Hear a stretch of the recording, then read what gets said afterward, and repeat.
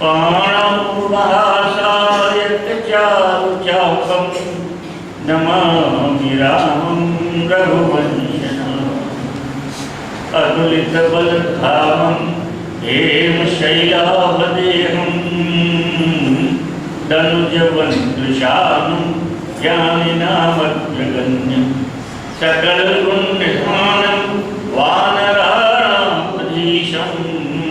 रघुपतिप्रियभक्तं वातजातं नमामि मनोजवं मारुततुल्यवेगं जितेन्द्रियं बुद्धिमतां वरिष्ठं वातात्मजं वानरयोधमुख्यं श्रीरामदूतं शरणं प्रपद्ये वन्दौ तुलसीकेशं जिनकी जगभाज कर समुद्र कूड़त रखो प्रकटो सप्त जहाज सियावर रामचंद्र शंकर जय जय श्री राम जय जय हनुमान। गुरुर्ब्रह्मा गुरुर्विष्णु गुरुर्देवो महेश्वर गुरुर् साक्षात् परब्रह्म तस्मै श्री गुरुवे नमः। विगत बार यहाँ हमने विश्राम किया था। हनुमान जी मातेश्वरी भक्ति सीता जी की खोज के लिए समुद्र उल्लंघन करने का, समुद्र पार करने का उपक्रम कर रहे हैं। भौतिक दृष्टि से देखा जाए तो रावण ने सीता का हरण करके उन्हें अशोक वाटिका में बिठा रखा है और सुग्रीव के आदेश अनुसार भगवान राम की इच्छा अनुसार वानर दल दक्षिण दिशा में जो गया हुआ है वो उनकी खोज में लगा। ये तो ये भौतिक व्याख्या इस प्रसंग श्री राम से मानी गई। गोस्वामी तुलसीदास जी कहते हैं कि ये जो भौतिक व्याख्या मात्र नहीं है, ये आध्यात्मिक व्याख्या। और आध्यात्मिक व्याख्या क्या है? मातेश्वरी भगवती जगदम्बे सीता जी क्या है? तो अरण्यकांड में उन्होंने कहा कि भगति ज्ञान वैराग्य जन सोहत धरे शैली। भगवान श्री राम साक्षात ज्ञान के प्रतीक हैं, लक्ष्मण जी वैराग्य के प्रतीक हैं और मातेश्वरी जी भक्ति।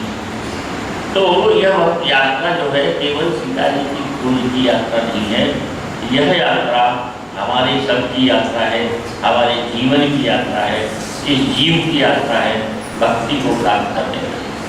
ये भक्ति की खोज है और इस भक्ति की खोज में किस प्रकार से जब अगणित वानर भेजे गए, हमने देखा था कि गंगा घाट की जब जाके थी तो हमने देखा कि उसमें ये लिखा है, भगवान शंकर ने स्वयं अपने मुखारबंद से कहा कि सो मूर्ख जो करन जन लिखा।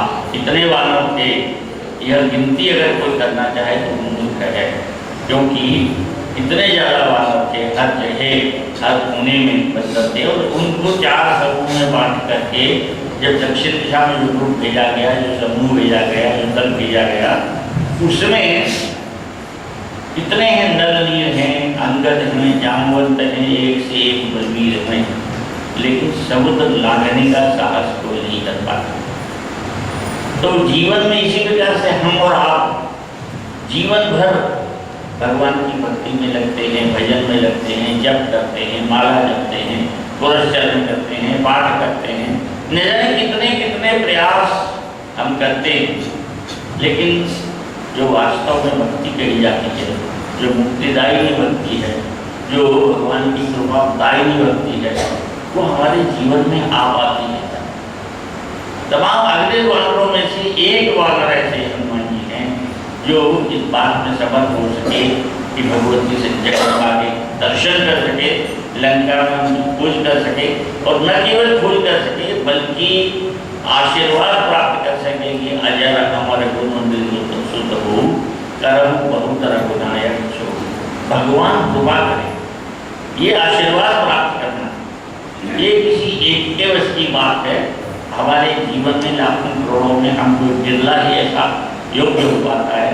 तो कौन सी योग में है, कौन सी चीज है, वो कौन से गुण हैं जिनके द्वारा यह प्राप्ति हो सकती है, इसकी चर्चा इस आध्यात्मिक यात्रा के द्वारा संभव है।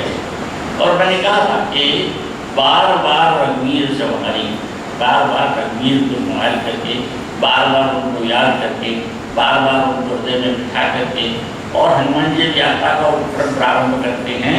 तो उन्होंने लिखते हैं कि यही गिरी चरण दे हनुमंता, चले सोगा पाताल तुरंता। जिस पर्वत पर से उन्होंने छलांग लगाई, उनके पाँवों की धमक इतनी ज़्यादा थी कि उससे वो पर्वत चला गया पाताल। कोई लोग कहते हैं, हमारे आज के जो साथी हैं, जो पढ़े लिखे हैं, खासतौर पर युवा है, कहते हैं ऐसा कैसे हो सकता है कि एक वानर मात्र की धमक से पहाड़ नीचे धंस जाए, जमीन में गायब हो जाए, वहाँ समतल मैदान बन जाए, ऐसा कैसे हो सकता है? तो आध्यात्मिक अर्थ में विद्वानों ने कहा कि ये जो हमें ग्रह कार्य नाना जंजाला, हमारे घर के काम हैं, ये जंजाल है, ये गिरिवर हैं, ये पहाड़ हैं, और ये हमारी मार्ग में भक्ति की प्राप्ति के मार्ग में बाधा बने हुए। तो जो व्यक्ति इन ग्रह कार्य नाना जंजाल जो है, इन गिरिवरों को लांघ करके, इनको समाप्त करके, इनको पाताल में भेज करके, इनको अधोगामी भेज करके और आगे बढ़ता है प्रभु की स्मरण करके, वही सफल हो पाता है। तो ये प्रतीक है कि जही गिरी चरण दे हनुमंता, चले सोगा पाताल तुरंता, वो पाताल में चलाया। और जिनी अमोघ रघुपत कर पाना, हे ही चले हनुमान। हनुमान जी के जो भगवान श्री राम के बाण हैं वो अमोघ है। किसी ने पूछा कि अमोघ शब्द कौन सा है? वैसे तो हम जानते हैं कि अमोघ का अर्थ अचूक होता है, लेकिन ये अमोघ का अर्थ अचूक क्यों हुआ? कि मोक्ष है, मोक्ष माने छुटकारा, मोक्ष माने बंधन से आजाद हो जाना, और अमोक्ष माने बंधन में बंधे रहना, बंधन से छुटकारा नहीं पाना। यानी उसके बंधे में फंस जाना। तो राम जी का बाण एक ऐसा बाण है जिससे संसार में कोई बच नहीं सकता। जिसके ऊपर भगवान ने बाण छोड़ दिया, वो छुटकारा उस बाण से पा नहीं सकता, उससे बच नहीं सकता। तो ऐसे ही हनुमान जी हैं कि हनुमान जी जिस कार्य के कौन सो काज कठिन जग पानी, जो नहीं होई तात हो पानी। ऐसा कौन सा कार्य है जो उनसे नहीं हो सकता? तो इसलिए वो अमोघ, इस प्रकार से भगवान के बाण अमोघ है, उनसे कोई बच नहीं सकता, उनसे कोई छूट नहीं सकता।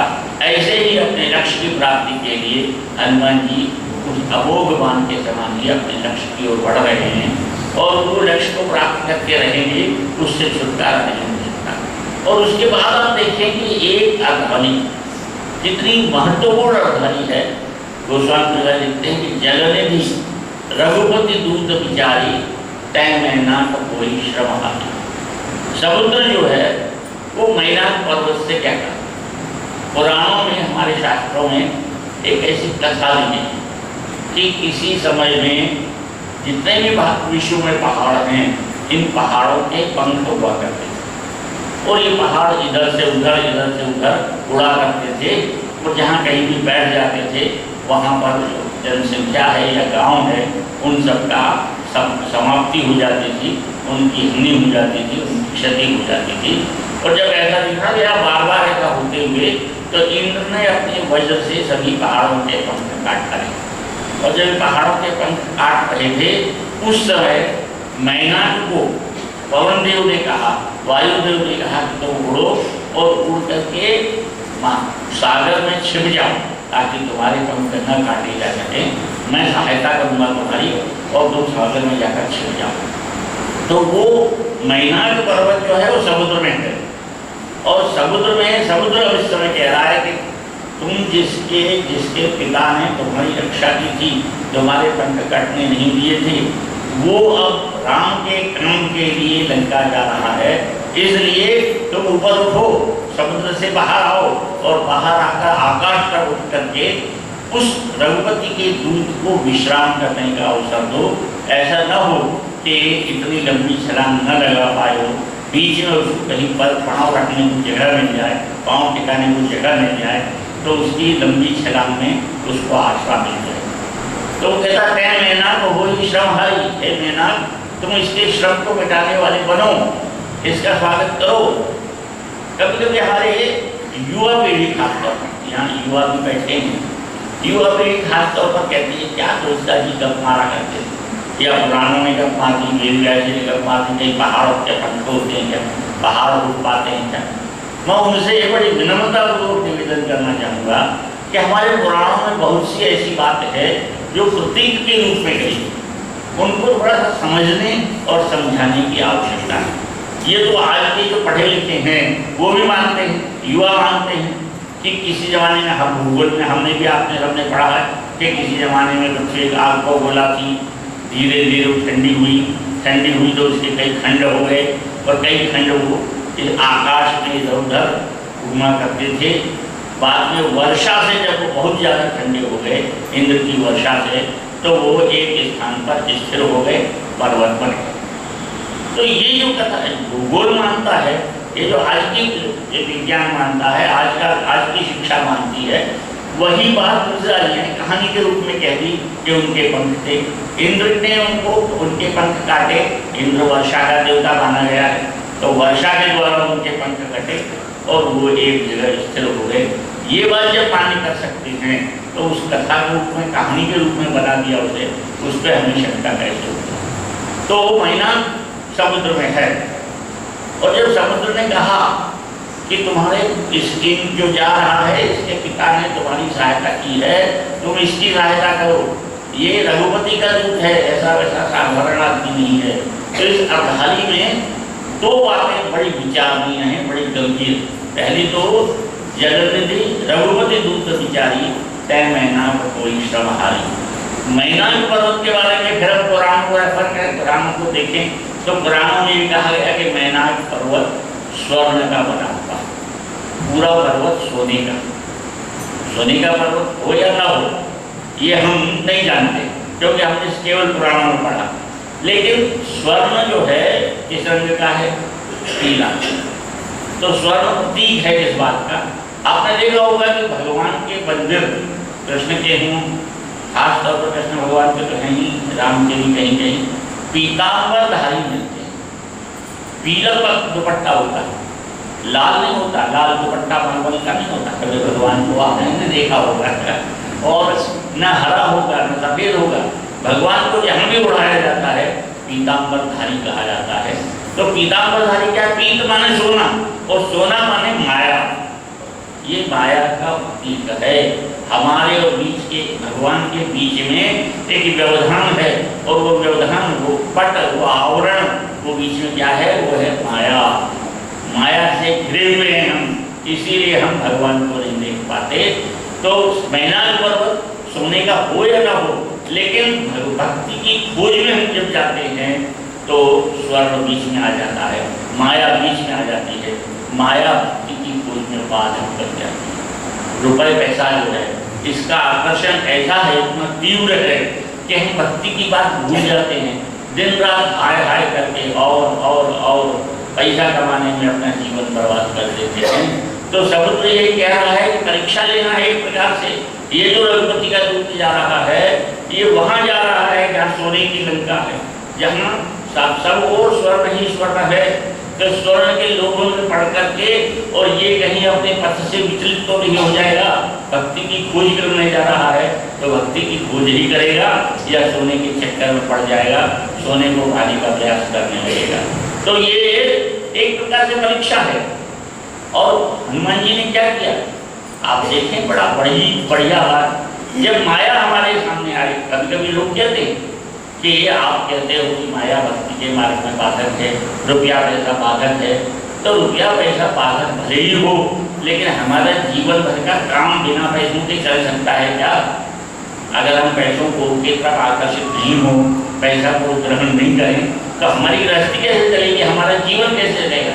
हनुमान जी संकेत देते कैसे रहेगा। हनुमान ते स्पर्शा कल्प रीति नमना, स्पर्श किया, यानी आप माया का स्पर्श कीजिए, रुपए पैसे का स्पर्श कीजिए, धन का स्पर्श कीजिए, लेकिन उसे अपने जीवन का लक्ष्य पद बना लीजिए, उसे केवल स्पर्श कीजिए। स्पर्श करके कहें कि राम का विश्राम, मेरा अवतार जो हुआ है, मुझे जन्म मिला है, मुझे मानव देव मिली है, वो मानव देव इसलिए मिली है कि मैं अपना लक्ष्य प्राप्त कर सकूं, मेरा काम ये है, राम का काम जो है वो ये काम है कि मैं भजन करूं, किसी प्रकार से मोक्ष प्राप्त करने का प्रयास करूं, भगवान को पाने का प्रयास करूं, भक्ति को पाने का प्रयास करूं।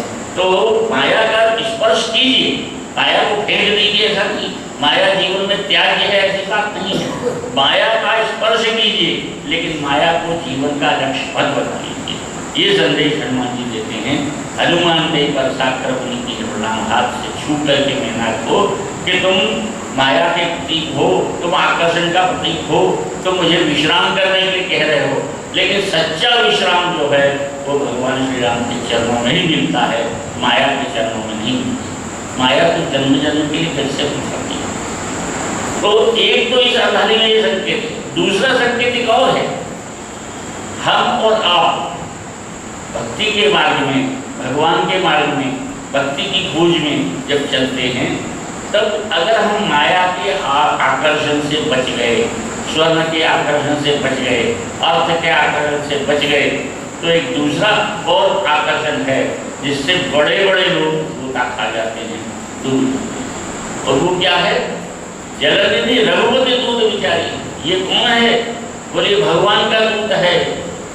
ये सम्मान की भूख आपने देखा होगा कि अक्सर लोगों के घर पे पटी जो नेम प्लेट लगी होती है, तो उस नेम प्लेट में आपने देखा होगा भूतपूर्व जिलाधीश, भूतपूर्व तहसीलदार, भूतपूर्व भक्त कभी देखा? भक्त कभी भूतपूर्व नहीं होता। एक भक्ति ही ऐसी है जिसमें कभी भूत नहीं बनना पड़ता, बाकी जितने भी पद हैं सब में भूत बनना पड़ता है। और ये क्यों बनते हैं? क्यों लिखा कि भूतपूर्व जिलाधीश, भूतपूर्व विधायक, भूतपूर्व सांसद? अरे इसलिए लिखा कि हमको ऐसा लगता है कि जब तक हम कुछ थे, जब तक किसी पद पर विराजमान थे, तब तक लोग हमारा आदर करते थे, उनको सम्मान करते थे, हमको नमस्कार करते थे, हमारे आगे झुकते थे। अब उस पद से हट गए हैं तो पता नहीं लोग वो सम्मान करेंगे कि नहीं। तो ये मान सम्मान की भूख, ये आदर की भूख, ये नमस्कार की भूख, ये प्रणाम की भूख। एक दफे बड़ा मजेदार किस्सा ग्वालियर स्टेट का, एक योगानंद जी महाराज का नाम आप सबने सुना होगा, भिंड के से सांसद भी रहे हो, उन्होंने सुनाया था किस्सा कि यहाँ पर जब आज स्टेट टाइम में एक कोई अच्छे पद पे सज्जन महाराज के नाम वाले किसी अच्छे पद पर थे। एक बार कहीं उसके कमरे में से चपरासी निकला और उसने उनको नमस्कार नहीं। उनको लगा कि मेरा इतना बड़ा अपमान, मैं इतने बड़े पद पे हूँ, मेरे सामने से निकल गया और मुझे इसने इस प्रकार से नमस्कार होता तो नमस्कार नहीं किया।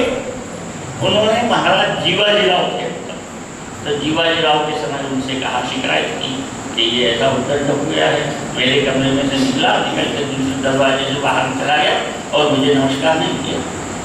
महाराज जीवाजी राव भी बहुत बड़े मनोवैज्ञानिक थे। उन्होंने क्या किया, उनसे ऊपर जो अधिकारी थे उसको बुलाया और उनसे कहा कि देखो इनको ऐसा करो, कल से इनको कोई काम नहीं दे, और जहाँ पे ज़्यादातर लोग निकलते हैं उस कमरे में इनकी कुर्सी टेबल डाल और सारे लोगों को कह दो कि जितनी बार इनके कमरे में से निकले इनको प्रणाम करें। तो बराबर ये हुआ कि सवेरे से शाम तक न जाते हुए भी न काम हो तो भी लोग उस कमरे में जाएं, उनको प्रणाम करें, नमस्कार करें। तो दिन भर में वो नमस्कार करते करते उब गए और महाराज से शिकायत की कि मैं थक गया हूँ, मुझे कोई काम हो। तो उन्होंने कहा भाई तुम्हारी इज्जत कर रहे लोग। तो ये मान सम्मान की भूख, ये आदर की भूख, ये हमें भूत बना देती है। और वही हनुमान जी को कहा कि ये रघुपति दूत है, रघुपति जन्म में नहीं, रघुपति दूत विचारी, ये रघुपति का दूत है। लेकिन हनुमान जी हमारे बुद्धिवसान वरिष्ठम ज्ञानी नामक निर्गण्यम है, उनमें कहीं पर भी किसी प्रकार से ये भावना नहीं है कि मुझे मान सम्मान भी मिले, मुझे रघुपति का दूत कहा जाए, ऐसा कोई भी भाव उनके अंदर नहीं है। तो इसलिए हनुमान जी पर कर उनकी प्रणाम, हाथ से छू करके प्रणाम करके वो आगे बढ़ते हैं। और जैसे ही आगे बढ़ते हैं तो दूसरी विपत्ति आती। पहली विपत्ति तो मैंने की थी, दूसरी विपत्ति आती है सुरसा। सुरसा नाम अहिन के माता पठेन आय कही नहीं होता कि वो सांपों की माँ है। और उसने आकर के हनुमान जी से कहा कि वो सुरण जहिला के पठावा, मुझे देवताओं ने भेजा है और मुझे बहुत भूख लगी है, मैं तुम्हारा भक्षण करना चाहती हूँ। तो ये क्या है, ये भी भक्ति के मार्ग में एक बहुत बड़ी बाधा है। और वो बाधा ये है कि देवताओं के द्वारा भेजी गई, भेजी किसने है, देवताओं। और मार्ग का अवरोध बन रही है उन देवताओं ने जिन देवताओं के काम के लिए हनुमान जी जा रहे। रावण का वध मूल्य मुख्य उद्देश्य है, तो रावण का वध मुख्य उद्देश्य तब पूरा होगा जब सीता जी की सुधि मिलेगी और राम जी आक्रमण करेंगे। तो देवताओं के काम के लिए जा रही है और फिर भी वो उनकी परीक्षा लेना चाहते हैं कि इसमें बुद्धि और बल है कि नहीं है। ये रावण के वहाँ जाकर के कहीं ऐसा ना हो कि यही मारा जाए। तो रावण महान शक्तिशाली है, तो सुरसा को भिजवाते हैं।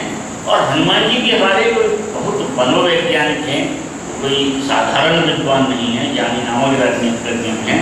तो वो कहते हैं कि ठीक है देवी, अगर तुम मेरे मार्ग में अवरोध बन रही हो, मुझे भक्षण करना चाहती हो, मेरे कामों में बाधक बन रही हो, तो कोई बात नहीं है, लेकिन एक काम करो कि सीता के सुधि प्रभु सुनाऊं, तब तब वर्धन पैसे हूँ भाई, सत्य कहूँ मोहि जानते माई। मुझे माँ कहते हैं, माँ का संबोधन करते हैं, क्योंकि आप देखते हैं, आप सब अच्छे तरह अनुभव करते हैं, संसार में सबसे ज़्यादा स्नेह का नाता कोई है तो वो है माँ और बेटे का। इससे बड़ा निस्वार्थ प्रेम का नाता कोई दूसरा संसार में है ही नहीं। माँ हमेशा बेटे से प्रेम करती है, चाहे बेटा कैसा भी हो जाए, क्वचितपि कुमारता ना हो, सौतेली माता हो सकती है, कुमारता नहीं हो सकती। तो वो माँ कह करके उसके हृदय में एक सहानुभूति प्राप्त करना चाहते हैं। कहते हैं कि एक नारी, वो भी तुम्हारी जाति की है, वो भी नारी है, वो अपने पति के वियोग से संतप्त दुखी लंका में बैठी है, तो उसका संदेश में ला करके उनके स्वामी को दे दूँ, उसके बाद मैं निश्चित रूप से तुम्हारे मुँह में बैठ जाऊँगा, तुम्हारा भक्ष बन जाऊँगा, तब तो मुझे खा लेना। लेकिन गवदम जतन दे नहीं जान, इसी प्रकार से वो जाने नहीं देती। और उसके बाद आप पढ़ते हैं कि उसने एक योजन मुख फैलाया, हनुमान जी छोटे हो गए, उसमें 100 योजन मुख फैलाया, हनुमान जी में छोटे हो गए। इस तरह से 16 योजन मुख फैलो। और अंत में कहते हैं कि राम काज सब करिहु तुम बल बुद्धि निधान। प्रश्न ये उठता है कि बल की परीक्षा तो कर ली उसने कि खा नहीं पाई, बुद्धि में राम, बुद्धि की कौन सी परीक्षा की, बुद्धि से कैसे एक जान लिया कि इनमें बुद्धि की है। तो ये थोड़े से संक्षेप में प्रश्नोत्तर है, मुख्य रूप से परीक्षा लेने आई है। तो ये अलिखित परीक्षा का पेपर है जिसमें 3 प्रश्न है और तीनों सॉल्व करना है, कोई विकल्प नहीं है, कोई चॉइस नहीं है। और वो पहला प्रश्न ये है कि योजन बढ़ते ही बदन प्रसाद। योजन आप जानते हैं कि योजन जो है उसको 2 कोस को किसी जमाने में, अब तो ये किलोमीटर चल रहे हैं, फिर ये कुछ समय थे नहीं, कुछ समय मील और कोस और योजन यही दूरी की नापने की मात्रा होती थी। तो योजन जो है वो 4 मील, 2 कोस का एक योजन होता था, यानी 4 मील का होता। तो पहला प्रश्न उससे किया योजन भर मुख प्रदान करके कि ऐसा है तुम जिसके यहाँ जा रहे हो संसार का महान विद्वान राजनीतिज्ञ है और उसके पास साम दाम दंड भेद 4 प्रकार की विद्याएं हैं। वो तुमको समझा भी सकता है, तुमको धन का आकर्षण भी दे सकता है, तुमको दंड का आकर्षण भी दे सकता है और तुम्हें और राम में फूट डालने का प्रयास भी कर सकता है। तो 4 गुण वाला जो रावण है उसके दरबार में तुम जा रहे हो, तुम्हारे पास कौन सा शस्त्र है जो उसकी राजनीति के 4 अंगों से लड़ोगे। और हनुमान जी ने दुगना यानी 8 मील का होकर के एक ही जवाब दिया कि उसके पास अगर राजनीति के 4 अंग हैं तो मेरे पास भी योगियों वाली अष्ट सिद्धि है, जिसमें लगवा करना, छोटे से छोटा हो जाना, बड़े से बड़ा हो जाना, भारी से भारी हो जाना, हल्के से हल्के हो जाना, आग में न जलना, इस प्रकार की तमाम सिद्धियां जो हैं वो मेरे पास है अष्ट सिद्धि। उसकी 4 नीतियाँ जो राजनीति है उनका मैं 8 सिद्धियों से मुकाबला करने में समर्थ हूँ और करूँगा। और आप देखेंगे कि आगे सुंदरकांड में वर्णन में इन 8 सिद्धियों के बल से ही हनुमान जी बच पाए। एक बड़ा छोटा सा उदाहरण देखें आप, जब लंका जलाई गई, हनुमान जी की पूंछ में आग लगा दी, लंका जला दी उन्होंने, तो प्रत्येक घर में जाकर के उन्होंने आग लगाई, पूंछ में उनके आग लगी हुई थी, लेकिन वो स्वयं क्यों नहीं जले? तो ये सिद्धि, ये योगियों वाली सिद्धि थी, जिसमें आग लगते हुए भी आग में से बेदाग बच जाना। और दूसरी बात ये प्रश्न उठता है कि हम देखते हैं इस संसार में गरीब से गरीब व्यक्ति, छोटे से छोटा व्यक्ति, असमर्थ कैसा भी हो, अगर उसकी झोपड़ी में, घर में कहीं आग लग जाए तो प्रयास करता है कि पानी डाल के उस आग को बुझाया जाए और किसी तरह से पड़ोसी अड़ोसी हैं उनको बुलाया जाए, उनसे सहायता ली जाए। तो रावण जैसा समर्थ लोग को जाके बंदी खाना, लोकपाल जिनके यहाँ बंदी बने हुए थे, नवग्रह जिनके यहाँ बंदी बने हुए थे, देवता यहाँ हाथ जोड़े खड़े रहते थे, शंकर भगवान और ब्रह्मा जी स्वयं आते थे, ये उनकी पूजा करने नहीं जाता। रावण के घर अपने को स्वयं पूजवाने आते थे, वो ये कवतावली में वर्णन आता है। तो ऐसा समर्थ, ऐसा बलशाली, तो उसने अब आग बुझाने का कोई प्रयास नहीं किया होगा क्या? रामचरितमानस का वर्णन नहीं आता, लेकिन कवतावली में स्पष्ट भगवान तुलसीदास जी ने लिखा कि उसने, रावण ने तुरंत मेघ के देवता इंद्र को पहले बुलाया और इंद्र से कहा कि तुम्हारे यहाँ, तुम्हारे अधीन ऐसे बादल हैं जो प्रलय कर सकते हैं। प्रलय काल में जब वर्षा होती है तो सारा ब्रह्मांड जलमय हो जाता है, तो प्रलयकालीन बादलों को बुलाओ और इतनी वर्षा करो कि लंका की आग तो बुझी जाए और ये बंदर बह करके आ जाए, इसका पता ही नहीं चले कि कोई बंदर था भी, कोई आग लगा रहा था, इसको बहुत। और ऐसे बादल प्रलयकालीन मेघ आए और प्रलयकालीन मेघ ने कुछ देर तक भयंकर वर्षा करने का प्रयास किया और भयंकर वर्षा करने के बाद हाथ जोड़ करके वो रावण के आगे खड़े हो गए। बोले महाराज हम अब कुछ नहीं कर सकते। बोले क्यों नहीं कर सकते? बोले इसलिए नहीं कर सकते कि ऐसो अचरज कीनों वाली पवन कुमार ने ऐसा अचरज कर डाला है कि बोले ऊपर से हम जल बरसाते हैं और नीचे आकर के वो घी बन जाता है। सलिल सरपति, संस्कृत में सरप कहते हैं। तो उन्होंने कहा कि सलिल सरप की हो। आपने देखा होगा कई लोग सुनते हैं ना, हमारे बाबा के बारे में भी सुनते हैं, ऐसा सुनते हैं कि भंडारा हो रहा था, घी खत्म हो गया, तो उन्होंने कहा कि पास की नदी से पानी ले आओ, कड़ाव में डाल दो, उसमें पूरी सीख जाएगी और बाद में उतना ही घी बाजार से मंगा के उसमें डाल दें। तो ये योगियों की सिद्धि है कि पानी को घी बना देना। तो पानी को घी जब वो कहते हैं कि सलिल हो सरप की हो, ऊपर से पानी बरसाते हैं हम, वहाँ घी बन जाता है, फिर से आग धर जाती है, हम क्या करें, असमर्थ है राग बुझाने के लिए। तो इस प्रकार से हनुमान जी जब लंका जला रहे थे तो उन्होंने कहा कि उसकी 4 नीति के बदले में मेरे पास 8 सिद्धियाँ हैं, तो चिंता मत करो, किसी प्रकार से मैं उसका मुकाबला कर लूँगा। और फिर एक बस 2 मिनट में अपनी बात को विराम देता हूँ। अगला प्रश्न है 16 योजन मुख से गए तुरंत पवन शुद्ध 32 भयो। 16 योजन, 16 एक से सीधे 16 तक, बीच में 2, 4, 6, 8, 10 कुछ नहीं था, सीधे 16 तक, सीधे 16 से पहुँचने का तात्पर्य सुरसा का ये था कि बाल ब्रह्मचारी महाराज तुम जहाँ जा रहे हो ना, वहाँ नर नाग सुर गंधर्व कन्या को मुनि मन गोहरी, तो वहाँ उसके पास ऐसी ऐसी सुंदरी कन्या हैं, विश्व की श्रेष्ठ से श्रेष्ठ सुंदरी। रामचरितमानस में उल्लेख आता है, जहाँ भी सुनता था कि ये सुंदरी है, चाहे वो राक्षस कुल की हो, चाहे यक्ष की हो, गंधर्व की हो, मनुष्य की हो, देवताओं की हो, वो उनको पकड़ के लाता था, अपने धर्म में डाल लेता था, अपने रहवास में डाल लेता था। तो सुरसा यही कह रही है कि वहाँ षोडश श्रृंगार किए हुए 16 वर्ष की रूपवती युवतियाँ तुम्हें अपने जाल में न फंसा ले। तुम बाल ब्रह्मचारी हो, तुम्हें पता ही नहीं है कि स्त्रियों की साइकोलॉजी, स्त्रियों का अपना विज्ञान क्या होता है, उनसे कैसे बचोगे। और हनुमान जी ने 32 होकर के तुरंत जवाब दिया कि जिस प्रकार से अपने मुंह में 32 दांतों के बीच में ये जीव सुरक्षित है, वैसे ही मैं 32 दांतों के बीच में जीव के समान सुरक्षित रहूंगा और लौट के आऊंगा। और 16 400 कोस में लंका का विस्तार था, ऐसा ग्रंथों में वर्णन आता है, वाल्मीकि में भी आता है। तो 100 योजन की जो लंका है उसमें कदम कदम पर इतना पहरा है कि मशक समान रूप का विधाई मच्छर करके गए थे तो भी लड़के ने पकड़ लिया। तो यही पूछ रही है कि इतनी लंबी चौड़ी लंका, उसमें तुमको जाना है, बड़ा वहाँ पे CID बहुत हैं, जासूस बहुत हैं, उसको पकड़ लेंगे तो अपना काम नहीं कर पाओगे।